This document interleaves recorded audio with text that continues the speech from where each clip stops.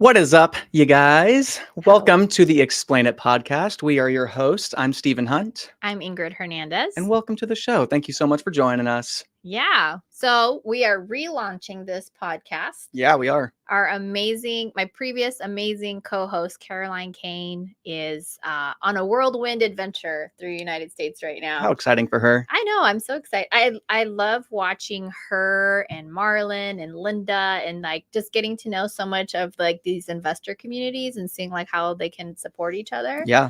So the reason we're relaunching together, myself and Steven, as you may know, we're actually in business together. We own businesses together, more than one. And so it just made sense. And we have this amazing studio. It's so cool, right? Yeah, I love it. Now, Ingrid and I, because we have multiple businesses together, we actually have a shared office space too. So we lease out an office space where I have a property management business that runs out of here. And then Ingrid and I are able to run our businesses out of here too. So we get to see each other every single day, which is so cool. Yeah, you're so lucky to have me here. So lucky. The most lucky person, truly.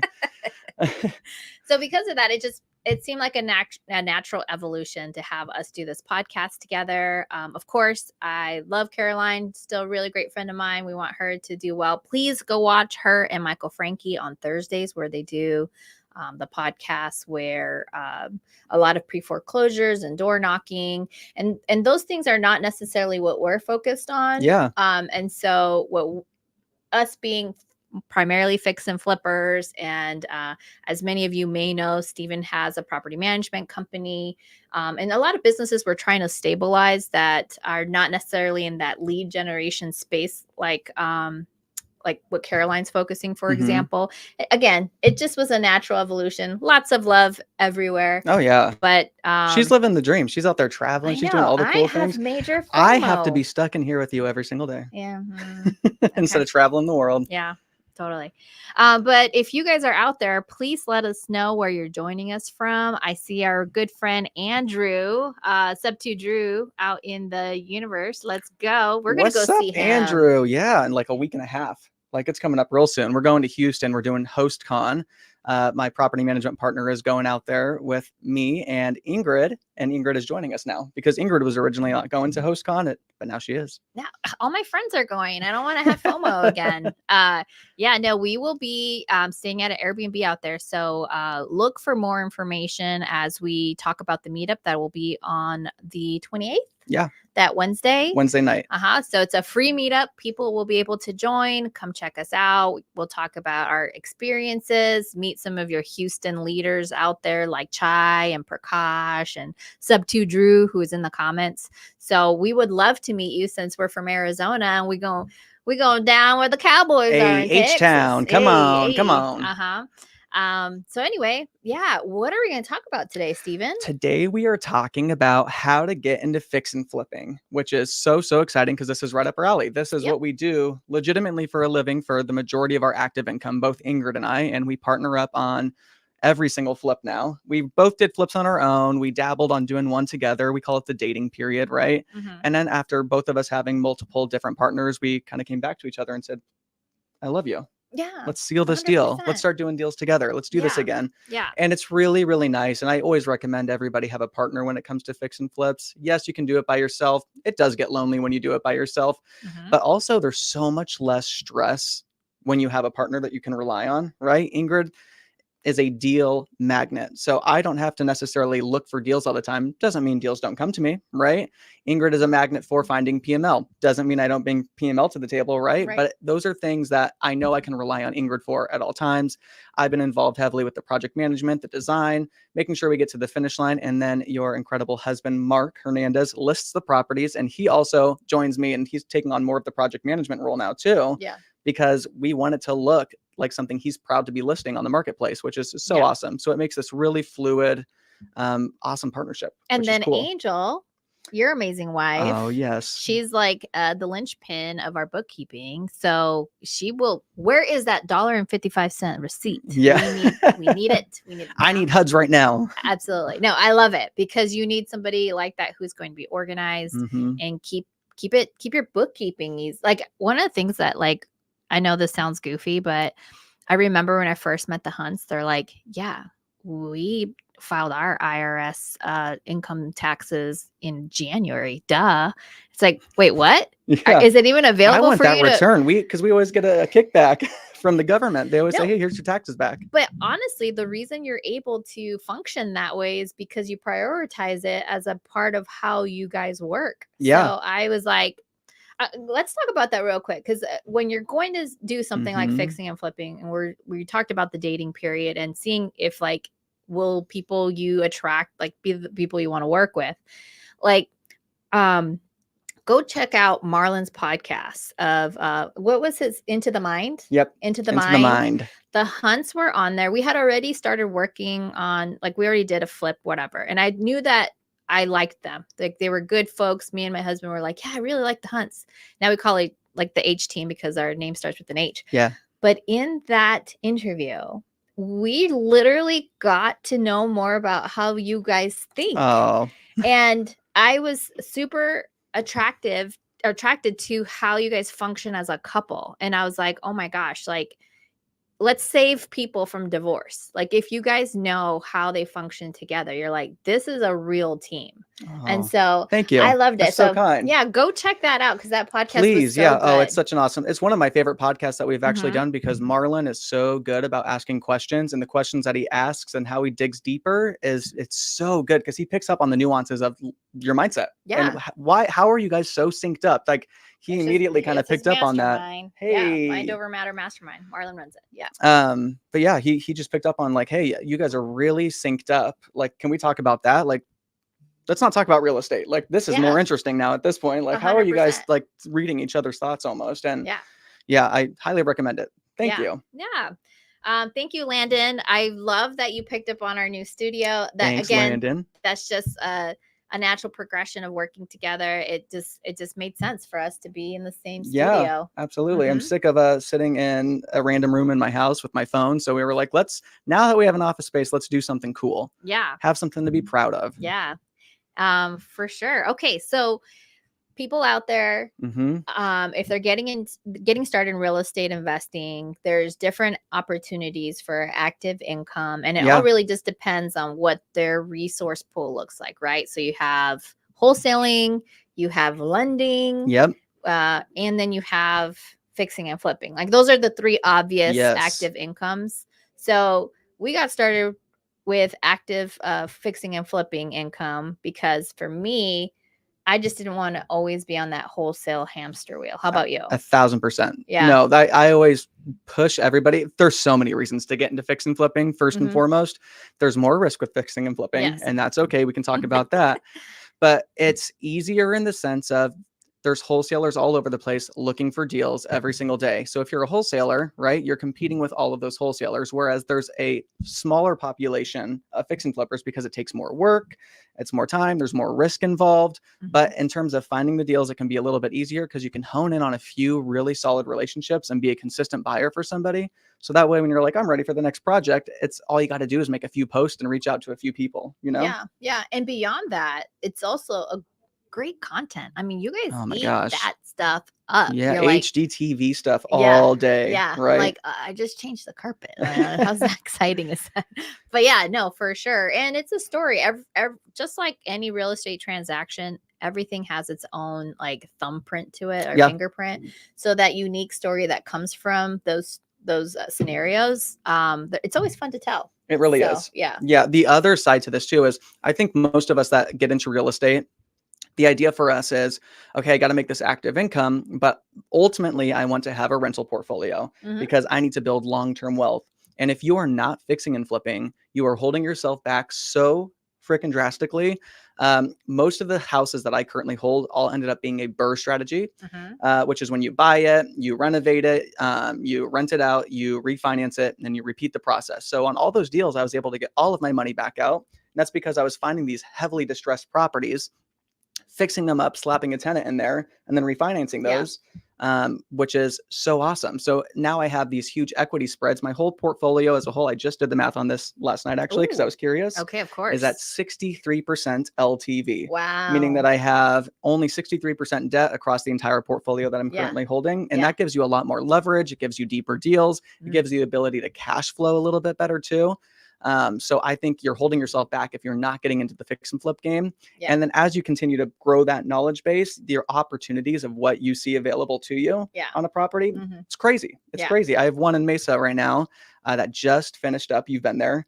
That we converted from a single family home to a triplex. Had I never had the experience fixing and flipping, I would have never taken something like that on. I would have never had the patience to take something like that on. It would have freaked me out too much. Yeah, for sure. And if you're out there and you're not sure how you want to get started, or you have gotten started, let us know. Let us know how you've gotten started. How are you preparing active income?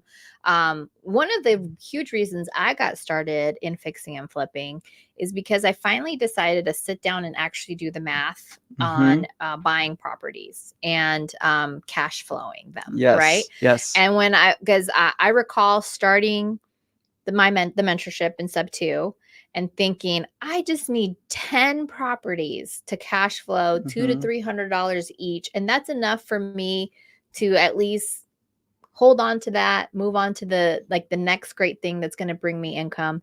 And that's all I need. Yes. And I think I had the same thought. Wow. And it's 10. Everybody has it was 10 in their brain. Was 10. Once I'm at 10, I'll have X amount of dollars coming in. I can quit my W-2. It's enough for me to, and I was like, wait, this math ain't mathin'. No. Because something always breaks, something always needs updating. Tenants get annoyed with you, whatever it might be. And so it was not as easy peasy lemon squeezy as I was expecting it. So, then when I realized that, I'm like, oh shoot, I need a different way for active income to generate this, how I'm going to pay and feed my family.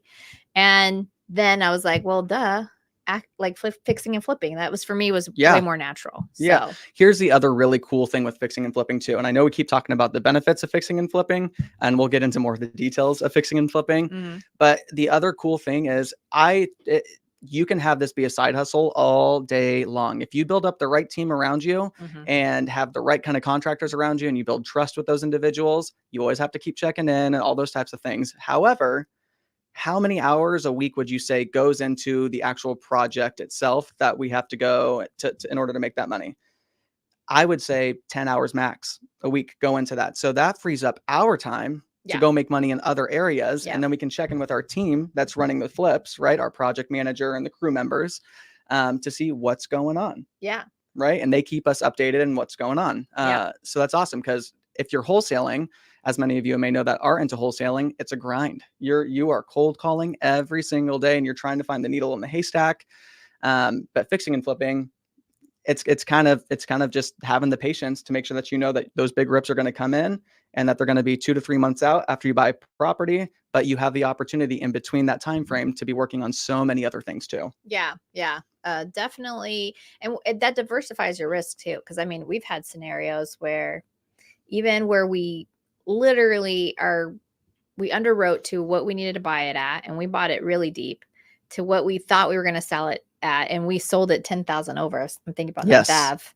It's like, wait a minute, how did we only make 22 grand? Nearly every property that we've done together actually we've raised it by 10 to 20K. Because the same thing happened at Patterson. Yeah. Because we sell it for when we get done, we're like, it's too good. Yeah. This too good. It looks too good. Yep. Seriously. And that's something else too, actually. If you're going to get into the fix and flip game, please be like somebody who actually wants to be proud of your end product. Yes. We see this a lot where I'm like, what happened here? Who slapped this paint together? And awful. And you leave the next person taking over that property with so many problems if it doesn't come up in the inspections, right? It's not the right thing to do. No. You should be proud of what you're putting out there on the marketplace. So quality is a huge aspect, and we see that a lot in fix and flips, that people don't have the quality. We take hits on things because we want the quality to be there, right? We've gotten to the end of projects and we thought we didn't have to change out the windows, but now that everything else is done, I guess we're going to spend $5,000 extra on windows because it only makes sense. I would hate to give somebody a terrible product. Absolutely. Yeah. And so diversifying your income streams, that's why it's helpful. I will say, so you had a W-2, I had a W-2. I knew that I had to in parallel start another side hustle like fixing and flipping so that eventually I could leave my W-2. Yes. Is that how you also started? No, not Okay. necessarily. So I had my W-2 and I was trying to find deals and I just was not having success because I am a very one-way focused person. I have a hard time spreading myself around too much. So I either need help when it comes to that, or I just have to stay dialed in and focused on that until I get it figured out. So I left my W-2 job with the intention of going all in on real estate. Luckily for me, my wife has her W-2. She still has her W-2 to this day. So that was our balancing act that we had there. So she was able to cover our bills while I got this up and running. But I was able to go all in then at that point on fixing and flipping. And then I used to go to every project every single day. My first few projects were over an hour away from my house. And I would drive there every day thinking that I was going to make some sort of impact. And you learn real quickly that you are just wasting your time. There's only so much you can control. The reason I asked for Stephen to explain like his background and how he got started is that all of us are going to have a different threshold and a different impact. For example, in my household, I was the main breadwinner. So for me to just quit and not have a way for my family to get fed would be irresponsible, where Stephen had his wife still be able to provide some of that financial stability. So when you guys watch these gurus on YouTube, watch us on, like, you should question it, like go dig a little deeper. Would love to see your questions also on the commentary, because every scenario is different. So you have to know how to apply it back to how you're living your life.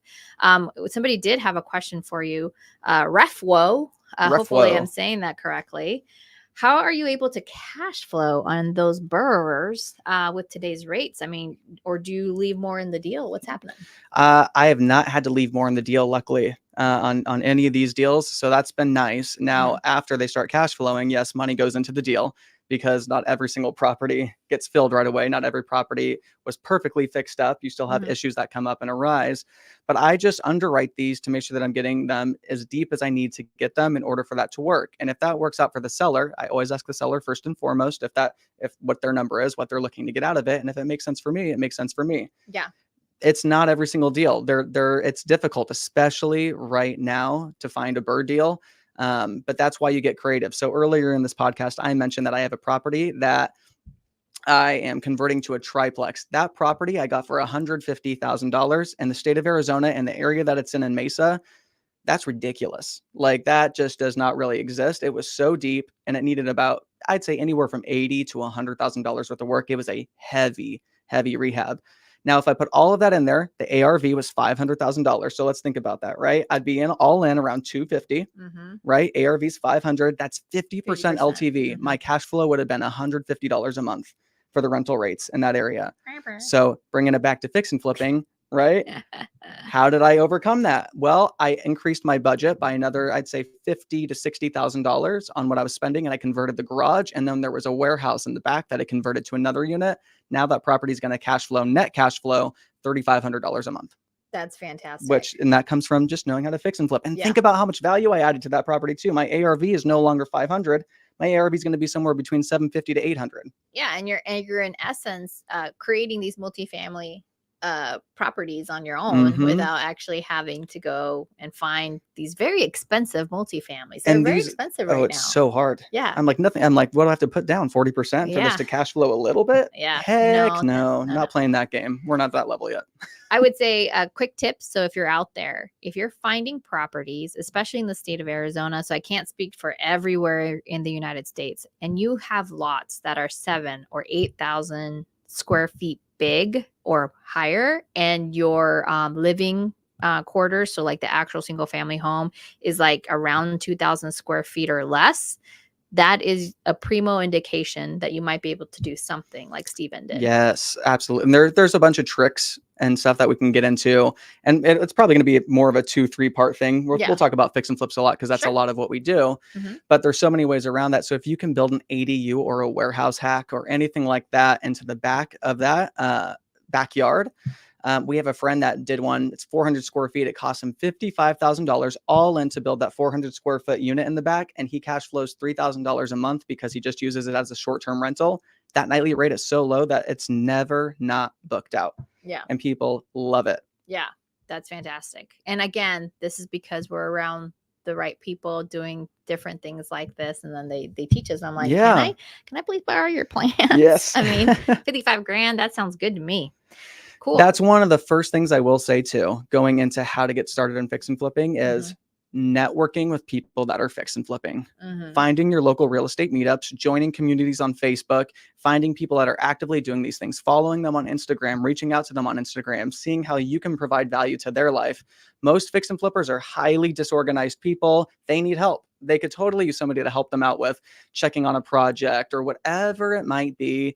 Find a way to give them value because there's so much knowledge and there's so much pain that you don't have to go through. I didn't do this, by the way.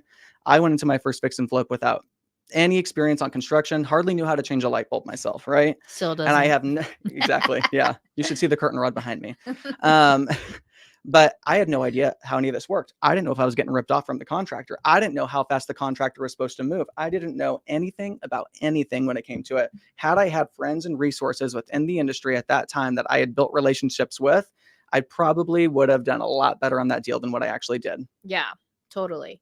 And if you're thinking about getting started, again, listen to that component of what Steven just shared, because it can cost you dearly. I actually had somebody call me in the year 2022, where things like when the rates changed, I lost a lot of money. Yeah, people's deals were starting to tank. And I just remember feeling all the stress from a gal in California who went at it by herself, didn't realize she actually bought it too high for what kinds of improvements she needed to make. And then when she was trying to sell it, unfortunately, the money that she borrowed, which was her family and her friends for the rehab portion, she wasn't going to be able to pay it. Wow. So she was going to be able to sell the property to take care of the hard money lender, but not take care of her friends and family. And had she connected with someone who could, lead her in the right direction, she shouldn't have bought it at all. And I think I just told you this too. I think we've said no to so many deals because they weren't deep enough. And literally at least 3 of them in the last month, I've noticed they're all in pre-foreclosure because they're in the same scenario. When there was that risk for us looking at it, we're like, could this work? It could work, but if it's not a hell yeah, it's a hell no. That is our line that we always say. If it's not a hell yeah, if it's not getting us excited, if we don't want to do 1,000 of these deals that we're looking at right now, then it's a no. Let's not do it. And we go back and we reflect on some of the deals that we've passed up because we say no quite a bit. And we're like, wow, I'm so glad I dodged that bullet. Same. I know. Again, the empath in me though, like, feels so terrible. Like my stomach hurts for them because I remember having one of the guys reach out to me, hey, we could do this together. And I'm like, no, that's not deep enough. He's like, well, I'm going to go do it anyway. Oh my gosh. Well, live and learn, y'all. Live and learn. Yeah. So have your entities set up correctly, because if you're going to go fail, at least fail in a way where you're not going to spread that pain into like your family's well-being. Yes. Because you can foreclose on an I'm not suggesting to do this, but if you do close on an LLC that you have properly structured, this will impact you, but not in the long run. Yes. So yeah. Another thing, if you're looking to get into fix and flipping, there is that risk that you're going to lose money. I've lost money. I lost a lot of money in 2022 when the rates went up. I had deals that were all supposed to be 6-figure spreads. And then they ended up losing me $20,000, $30,000, $40,000 per deal. And I probably had 4 or 5 that were just like that, back to back to back to back. So everything I had made previously, gone. Yeah. But what do we do in those situations? You have to keep the train running. You have to learn what mistakes did we make here? How do I pivot in this situation? Because that can take you out of the game. People that lose money, if you're doing just one fix and flip a year and you lose on it, big, $40,000, $50,000, that can take you out of the game. That can wipe you out. You have to keep the volume up as well. Not saying you got to be the biggest flipper in town, but at least keep 2 to 3 projects, I'd say, going at all times if you want to get into fix and flipping, because it's going to mitigate your risk in so many ways. Because if you do take a loss on something, you have 2 more that are going to make up for it, and then you're still going to be profitable and in the green at the end of the day. Yeah, that is true. I would say in 22, early 23, I think altogether I ended up keeping one of my properties, but I did what was called a cash in refi, not a cash out. I had to put $80,000 into that to hold it. Okay, and then it is cash flowing $1,000 a month right now. Mhm. So that's good. Yeah. But it's going to take a while. Okay. It's 80 more than grand, good. right? Anyway. And then the other one, I actually lost around $55,000. Wow. So why was I able to incorporate all of those losses into my books was because I didn't stop. By the way, not that I was an active wholesaler, I still wholesale. Mhm. So I was still, catching good rips from that. So making money from that. So I was able to help myself come out of it. Mhm.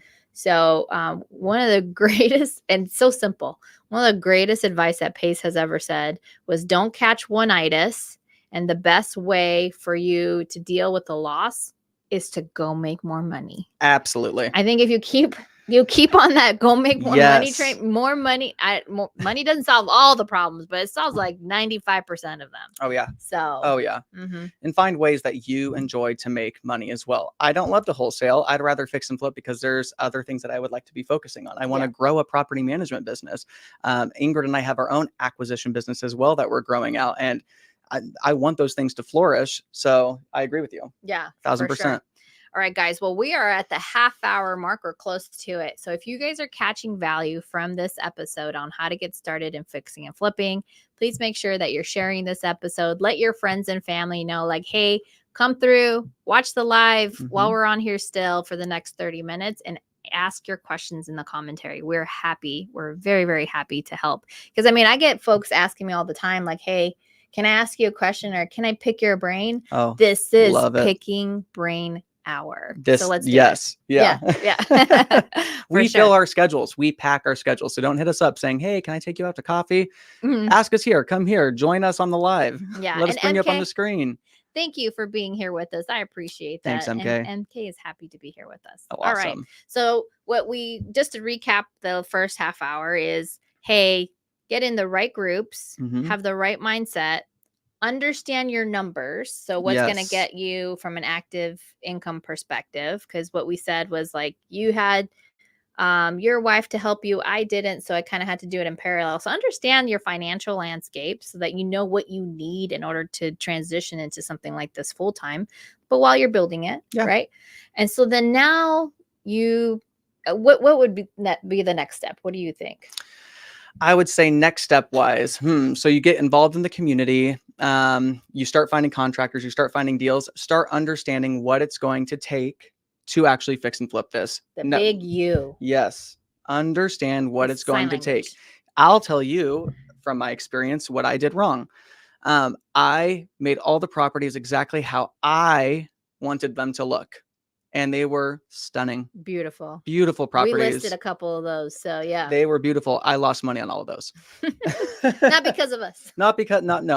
And it's because there was only so far you can take it in that marketplace. If you're looking at a neighborhood and you don't see a single comp that goes over $500,000, but you think you're going to be the one in this market right now that's going to get over $500,000, think again.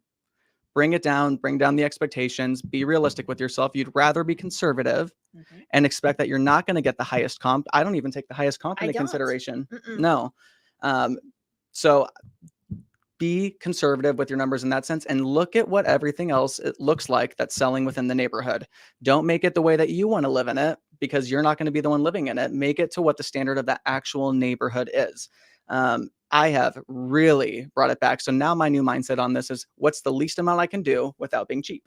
Yeah. Right. How can I make sure I'm putting out the right product and what's the least amount I can do without being cheap? So that way it at least fits the needs of what this neighborhood wants. And I'm giving a solid product out into the marketplace. Yeah. You still want to be proud of it, but you want to make sure that the budget is reasonable. Yes. And at the end of the day, it's business. So what's the number one rule of business? Tell us, Ingrid.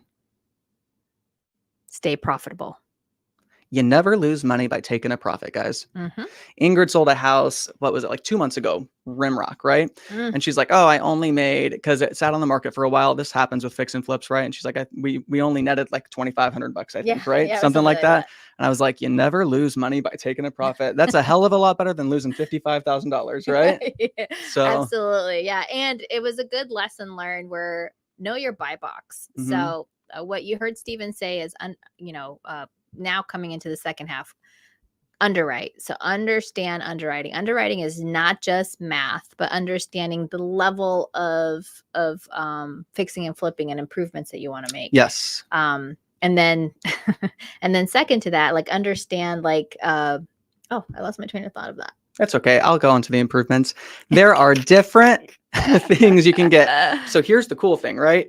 When you network, step number one, with people that are within the industry, there's a lot of people that get really good deals on a lot of things. And they are happy to usually share those opportunities with you when you are building those relationships and you're adding value to their life as well. So we have a few friends that have hookups and GC licenses hooked up to their accounts at certain material stores, right? So we get our laminate flooring that we put into flips for $1.49 a square foot. You cannot get carpet for $1.49 a square foot. And this stuff looks nice. It looks really good. We just put it into a flip. The other thing is, do you need to go above a Home Depot cabinet quality? So knowing your marketplace, knowing the price point that you're buying at, Home Depot cabinets are typically going to be the fastest to get, and they're going to be the least expensive to get as well. And they're already pre-assembled. Assembly in Arizona with the crews that I've worked with about 5 different crews, typically is anywhere from $1,000 to $2,000. Then install is usually another $1,000. So if I'm able to get pre-assembled, and it's already cheaper to buy those cabinets than I'm getting them elsewhere. 2/3. Boom. That's awesome. Boom. Yeah. Right. But then if I wanted higher end cabinet, having friends within the industry that can help you get good deals on those as well is huge. So most of the time I can just lean on friends for our tile, for our floors, for our cabinets, for our countertops, which is great. And we will be working on dropping a list out to you so that if you want to get started and you want to find a place where like the materials are reasonably priced and you want to be able to understand like where you can buy them, we're going to have that available for you probably the end of this week? I would say the end of this week. Yeah. Yeah. So that way you guys can go in there, start seeing what it looks like touch and feel, see what that looks like. Yep. One of the things I did when I used to underwrite is that I used to pretend that I bought something I saw, like get on everybody's wholesalers list, like have people send you deals. And I would take a property and say, okay, I bought it for this. And now I see it, either it's on market or just closed. And I'll use that number as the end game. Be like, what would they have made? And sometimes I could see they didn't make anything or they lost. But that's really great practice. One, to rationalize why you should be saying no more often. But two, to also get you practicing with math. Yes. So Stephen, are we going to give out your fix and flip calculator? I would love to give out the fix and flip calculator. I would say we'll have that available too by the end of the week, because I want to record a Loom video so that everybody knows how to use the fix and flip calculator, so you don't mess it up, so you don't delete all the fields. You'll have to make a copy of it, but it can be confusing because we put a lot of different nuances in there. We have the cost of the hard money. We have legitimately just about every single detail in there, so you can analyze a deal quickly. It takes us 5 minutes or less to analyze a deal. Doing it that way, and it gives us the ability to look at it from the perspective of if this is a full gut or is this just going to be a cosmetic rehab, something easy. So I'm going to give you guys a rule though.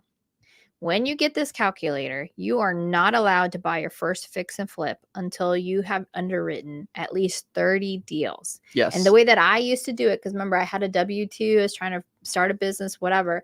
Every day I would underwrite at least one pretend deal. Okay. It was a pretend deal a day so that I could get comfortable with the language, because like the vocabulary you use when you're underwriting, along with what numbers. I would actually ask friends and family that I knew were in fixing and flipping, or I would contact folks I know, like, hey, how much do you guys charge? You know, you can even say commercially, like on like, what does it cost to do, you know, price per square foot on labor, like paint is a really great one.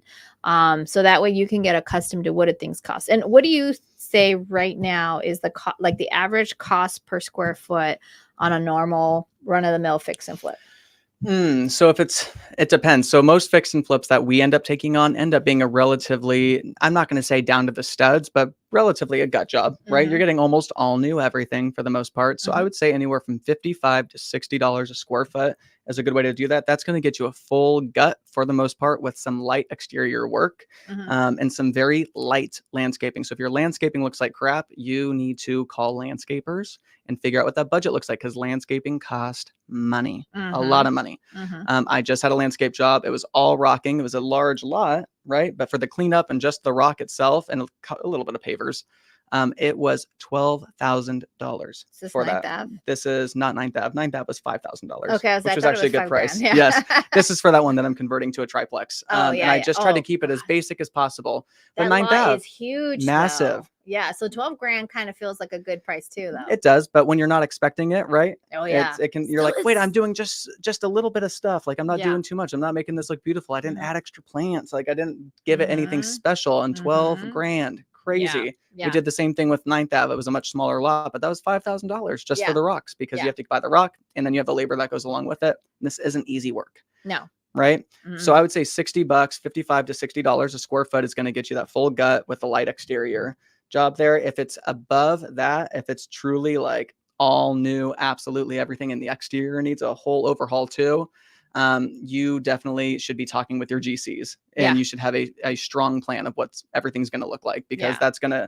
you're going to come up to a lot of costs that you're not aware are going to come up, right? We have houses where you open up a wall and you realize that half the house is rotted out and you're like, dang, Yeah. I did not budget for this one. No. No. Yeah, there's some things that are just unpredictable, and most GCs do not include landscaping. So you should know that up front, whether or not they're going to help you obtain those types of Yep. bids, or if you're on your own. Another great point. Most GCs, you said, are not going to do landscaping. What else are GCs not usually going to include in their bids? The cost of the materials. They're usually never going to include how much the tile is going to cost, how much the flooring is going to cost, how much the cabinets are going to cost. So a lot of times they'll put the materials on you. So they go, hey, it's going to be $80,000 for this project. And then all of a sudden you start getting phone calls from Home Depot and Lowe's for phone sales. Hey, Pierre is here in order to do a phone sale. It's $5,000. He's getting some cabinets. Well, hold on. I didn't put this into the budget. I thought I was going to make $30,000 or $40,000 on this deal. All of a sudden, all that money went to your materials. Yep. So make sure you are listing out every single thing material wise. Understand clearly with your GC, what are they responsible for? Mm-hmm. Which I think really ties into the next side of this is having such clear communication, as clear as it can be, with your contractors, with your GC, or whoever will be running that project, because that's where everything can get derailed very quickly. And we've both experienced that. Yeah, totally. 100%. I had a GC steal 30 grand from me. Oh my gosh. So that cash in refi one, How did that happen? it would have been 50 grand, but instead it was How did 80 that grand. happen? How'd they steal that money? Well, again, extreme ownership. Everything is my fault, right? So how's everything my fault? Well, everything is my fault, especially in that scenario where we had $30,000 stolen, was because I decided to go and do fixing and flipping by myself with no other, like not really having had a by the way, the very first one we did, I did do it by myself, like with my husband and our partner cousin David. And that turned out fine. But when I think about it and I peel back the onion, I go, actually, we weren't by ourselves. Our listing agent was so amazing and had all the resources from us. And he had flipped before that I didn't realize how much we were leveraging his own experience and resources. So we really didn't go at it by ourselves. Like this agent, and plus it was a super cosmetic flip. So it was roof, a little bit of flooring, and some really tough cleanup. Like you can't get that wrong. Come on now. So, but this one was a full gut. Yeah. And I shouldn't have done a full gut all by myself, not having had. It must have been right down the street from you too, right? And it was in Tucson. Oh, how far is that? Only 2 hours away from me. Oh, awesome. So yeah, I mean, at the end of the day, our fault. So he was making, or supposedly making, improvements on the property, supposedly pulling permits with the city, supposedly, doing things that he said he was doing. And then when we eventually understood that he was keeping it just below under the veil, like we're like terrible concrete work, I started questioning things. I was like, this seems awful. Like how? Yeah, I don't do construction, but this looks wrong. Yeah. Right? No, 100%. That's like when you can notice it. Yeah. And you're like, I don't know anything about construction. You're like, why are these two concretes different colors? Yeah. Right? Yeah. Why does this one have a different texture than this one? Like, I'm so confused. And it wasn't even level. Like there was some ridges, and I was like, what the heck? Like, I don't understand. You'll know when you have bad contractors too, that you'll start walking in the projects and you're like, why does this feel so shoddy? Like, why does this feel so terrible? Yeah. I've gone into some projects where we're going to put a beam in, and I'll come in and it's like 4 or 5 2x4s strapped together with like wire up there instead of actually having a beam. And I'm like, that there's no way. Yeah. There's no way this is how it's supposed to be done. Like the city would eat us alive for something like this. For sure. You know? Yeah. So anyways, we had to fire him. And at that point we had already spent 30 grand. Mm. And luckily we ended up getting a GC partner this time, somebody with lots of experience. And he essentially rescued the project. So now we're part owners with them on that property.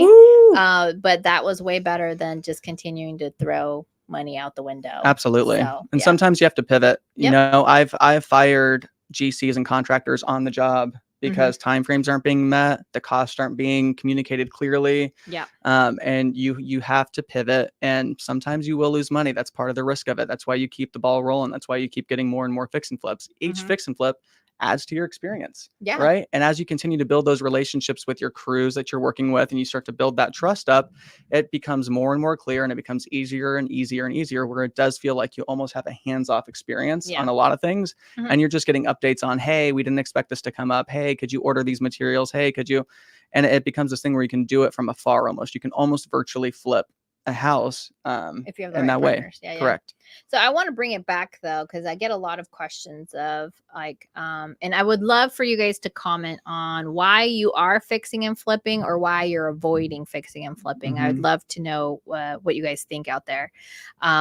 But many folks don't know how to do the lending piece, especially if they've never had an experience. So this is where you haven't gotten started before me worked, because my first like 3 or 4 flips, I never used hard money. Really? I only used private money lending. That was like even the one that we did. Yeah. I did. I had. I have. That's I still right. have. He funded our whole deal, our first deal we did together. Yes, Rehab he did. and We purchase. never had to do hard money. So to do my very first experience with hard money was when I was doing more flips with Steven. And that was really like late last year. Yeah. Because all the other flips I've done, like we were self-funding. Yeah. Wow. Yeah. I'm currently doing that, and I didn't mean to do that. I had a couple projects that came up. I just brought up half the house was rotted out. That's a project I'm currently doing. So we do run into that once in a while where we can either go raise more money, or we can say, hey, we'll just fund it ourselves. Luckily for us, we were in a financial position to fund it ourselves, but it makes things tight, and you're risking all of your money at that point in time, right? So it's not a good use of your capital. You should be using your money to lend to other fix and flippers or to other people that are buying property, so you can grow your money that you're holding on to compared to using it on your own projects. It's not the highest and best use for your projects. By the way, a lender, and I won't say who because I don't think I'm allowed to share, let me know that for hard money lending, 1 in 10 projects don't work out. Wow. I didn't know it was that high. Wow. That's 10%. It makes sense why they're getting so much more strict though too. Yeah. You know, we've seen a lot of cracking down since 2022. Yeah. We have a lender, right, that came to us and had 20 to 30, I forget, he didn't give us the full amount actually. I know there's a ton of them, defaulted by one person because they took on way too many projects and everything fell through. The rates went up. They're all remodeled, but they can't sell. And now they're at above market rate because we had that pullback in the marketplace. Yeah. Craziness. So folks reach out and they're like, how do I go get a hard money loan though? Because I don't have friends in high places like Ingryd did or Steven did. So how do they get started with a hard money lending loan? I would always reach out to multiple hard money lenders. We have a hard money lender that we can recommend to you, and they do it. And I believe they do it in like 48 states. I think Alaska and what's the other one that most people don't do? New York, Alaska, New York. I think those are the only two that they don't lend to. But they're really great. The thing with this company is that as you do more and more fix and flips and more projects with them, they are going to give you better and better rates, lower down payments, covering more of the renovation budget, things like that. So we can share those contacts with you. But if you're looking to get into something right away as well, I would always vet everybody, see who's going to work the best for you. I love our lender because they have a portal. They make it easy. They handle almost everything for us now. So if I submit a property to them, they contact the insurance company now. They contact title. They run almost everything. And they basically call me to say, when can you show up to sign? We got that email today. What state are you in? What account are we giving the money to? And when can you sign? Yeah. Right. And that's really awesome when you build those relationships. There are companies out there that will cover 100% of the cost. I don't know what their actual rates look like. There's companies that do. There's always a trade-off. There's always something, right? They will get you in one way or another. But if you need a hard money loan, go check us out on Instagram. So my name is written right there in the screen. Ingryd_Hernandez is my Instagram. What's your Instagram handle? Stephen Hunt. No spaces, no underscores, just my first and last name together. So DM us, put HML in the DM. By the way, we don't have no automation. So we will be going in there on our own, and we will give you guys contacts to call for hard money lender if you need some fix and flip support. So let us know. We're happy to connect you. The one thing I was hoping you said, but maybe we didn't go that route, I had never done hard money loans before. So even though I had 3 or 4 flips under my belt by the time you and I reconnected to do more flips, the way that I got a hard money lender loan is by squatting up with Steven. What's up? So I got to leverage his experience with this lender to get approved. Now, it didn't mean that I didn't have anything that they were looking at. No, your bankability matters. Huge. So your experience matters. And the cool thing about experience is that it doesn't matter who had the more experience. They're going to combine our experience together, and they're giving us a loan based off of us together. Correct. Which is great. That goes for how much cash you have in the bank. That goes for your credit scores. There's so many times where I have too much stuff out on a credit card or something happens, right? I'm in this right now.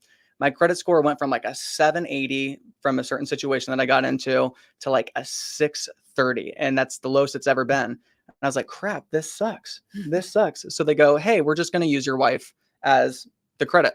It's okay. We're fine. That works out. Yeah. And they'll do that in partnerships as well. So they would have done that with Ingryd and said, hey, we're just going to use Ingryd's credit this time around because hers is still in the very high 7s. Yeah. So it's really awesome to have partners in that sense to leverage the experience. And it's not that you wouldn't have gotten that loan, right? You just would have had to give 20% down. You would have had higher points, higher monthly interest rate. It just would have been a little bit less enticing for you to do it that way. But with us partnered up together, they look at all of our experience all together and they go, cool, you guys can get the top tier, the lowest amount of points, the lowest interest rate, the best of the best. And they'll start to make exceptions for you too. Yeah. Right. They will start making exceptions. They'll go back to the appraisers and be like, no, you guys got this wrong. Like we do that a lot. Yeah. Well, appraisers are a whole different bag of like, what are you talking about? This isn't even a comp. So yeah, that's a whole thing. But yeah, you should be squatting up. You should be leveraging your friends and family or, you know, acquaintances that are fixing and flipping and seeing how you can squat up and understand what season you're in.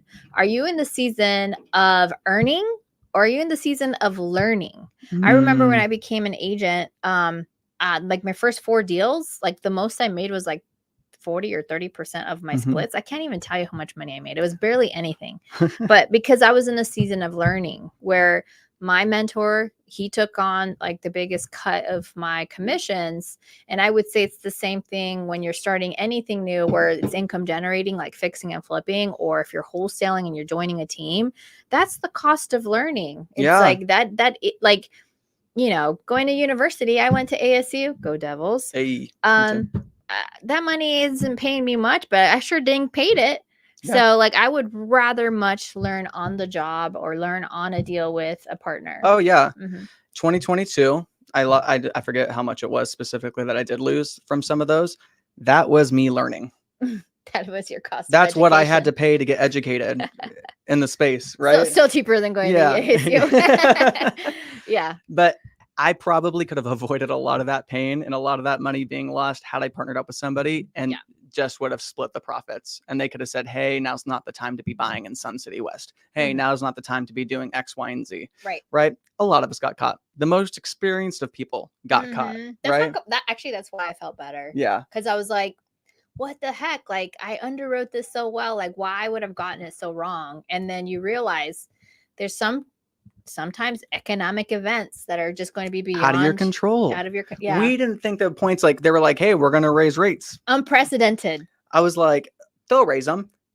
What? That was like, it felt like every day and it was silence. Do you remember that? It was like silence for weeks. Like you could hear a pin drop in the marketplace. I was like, what is going on? Yeah. What have I gotten myself into? Yeah. One of the things that made me feel a lot better is Zach Keeps, who's a massive investor out here locally and nationally, honestly, as an individual investor. He is awesome. Precious. He had a flip selling in the same neighborhood I had a flip selling. And he goes, finally sold this flip. It was a $50,000 loss. You got to man up and move on.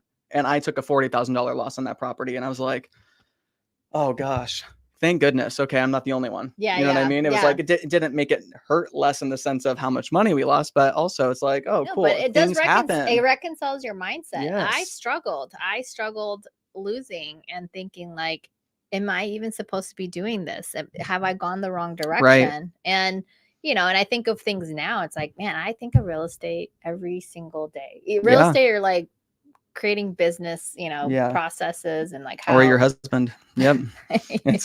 Those are the only three things you talk about. Yeah. Business, real estate, or my hot husband, for Yes. sure. I agree. Yes.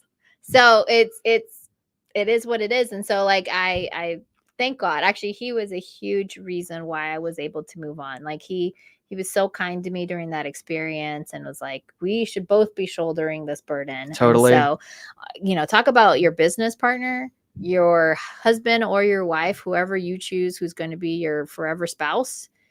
That is going to be a huge difference maker for you. And if it's not your spouse or somebody like that, and it is somebody else, because I've lost money with other partners that are not my spouse. What's their mindset around money? Mm-hmm. Do they have the funds to, if they lost something, is it going to take them down completely? The people that I lost money with, we were so amicable about it. We all were in pain. It all hurt for everybody. But at the end of the day, like, we were all good, and we're still such good friends. We don't do real estate together, but we are really good friends, and we see them almost every single weekend now. Yeah. Yeah, for sure. Well, let us know what other questions we could answer for you. This is very much like the getting started in fixing and flipping. And you realize like that even the action taking of putting a deal under contract that you're going to go after, there's so much more before it. And we're not giving you all of this information to like make you pause or deter you from fixing and flipping, but it's important for you to understand all the things that come before it. So you're not going into it blind. That you're getting the prep ready. You know what I mean? Once the project's going, you're going to run into issues and things, but you're already in it. You already got it going. Like, you're going to be forced to pivot. You're going to be forced to learn. You're going to be forced to do these things. Yeah. The hardest part of all of that is taking the action to actually go buy your first fix and flip and just start the process. That was for me, at least. Yeah. 100%. I thought, and I was reading real estate books for like 4 years before I bought my first deal. Like, I was just constantly consuming. And I was like, when am I going to do this? Yeah. I made a bet with my friend, and he was like, I'm going to do real estate. And I was like, I'm going to do real estate. We made a bet, like, whoever does real estate first has to take us out to a really nice dinner. I got into it first. However, we had that bet going for like 2.5 years. Really? And I'm like, neither of us are taking action. Like, why can't either of us just go do it? You know? That's so interesting. Summer of 2020 was, because, we were all locked up and whatnot. When we were improving our house, I started listening to Bigger Pockets because I was like, yo, they're laying people off at my job. Like, what do I need to know? I was already a real estate agent, but when you're an agent, you're like in the service industry. You're not actually in real estate. You're helping other people who are actually in real estate. Yeah, I said it. Sorry, that's mean, right? So that summer is when I started learning about investing, and I was like, what's happening here? Like, I had tried learning before, but it was like a good old boys sort of network that I was around. So it was really hard to get more information, even though I had actually some good friends who, not good friends, but good acquaintances, I'll call them, who just never wanted to share any extra info.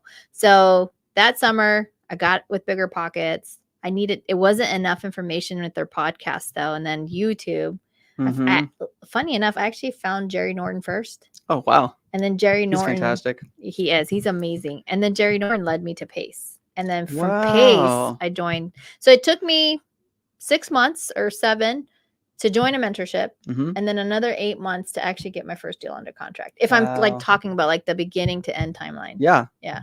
Gosh, years. Yeah. Yeah. Yeah. I mean, it's I didn't get my license or anything like that either. So I was so uninvolved. A little less than 1.5 years. Yeah. Would you agree? Here's my take on it, is that you will never feel like you have enough information before you get started. At some point, you got to rip the Band-Aid off and say, I'm going to do it.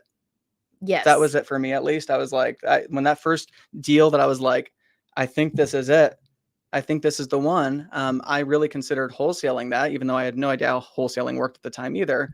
But I was like, oh my gosh, like I just got to do it. I got to be okay with there's a chance I could lose money on this because I don't have the experience, and I'm just going to do it. You can avoid that by getting partners. However, at some point you just got to rip the Band-Aid off and say, I'm going to go for it. Yeah.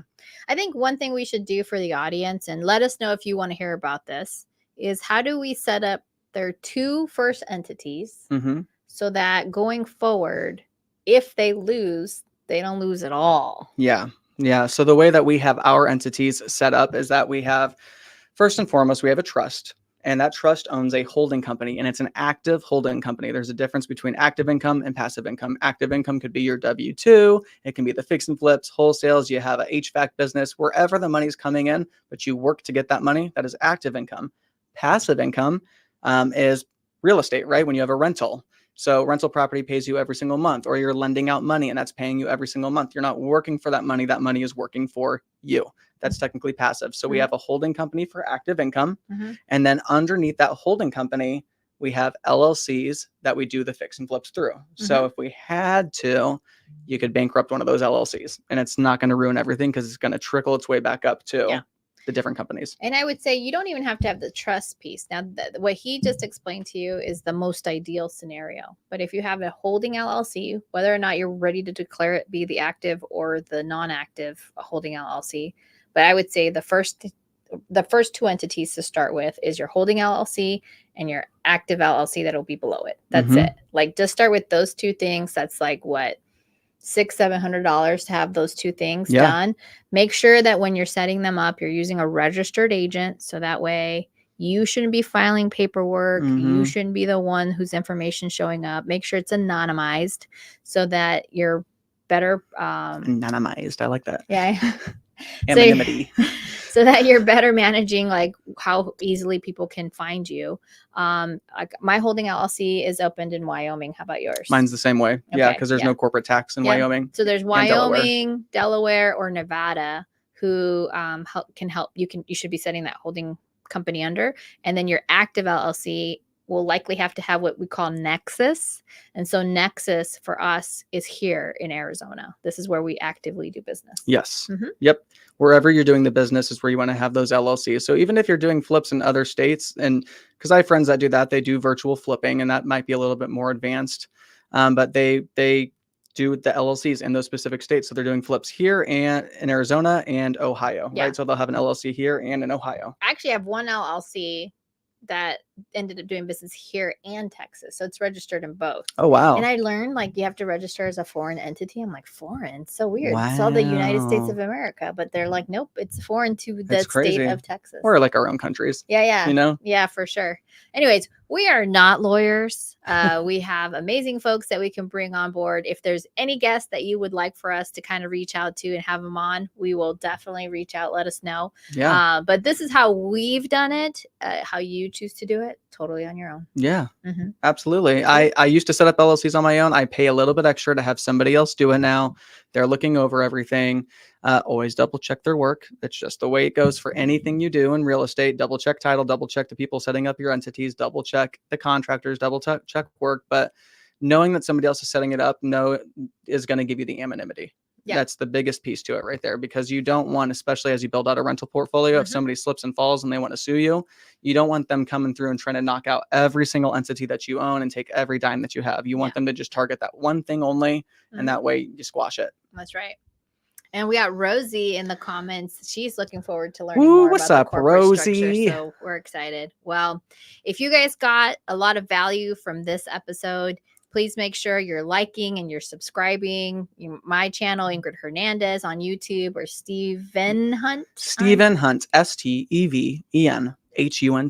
On YouTube. On YouTube. And if you want to communicate with us, reach out to us on Instagram, slide into those DMs. We're very active on our Instagram group. We also have a channel that you can subscribe to called Ingryd and Steven's Insights. So if you guys want to subscribe in there, we'll share extra content. We'll remind you when we have things like this that we're going live.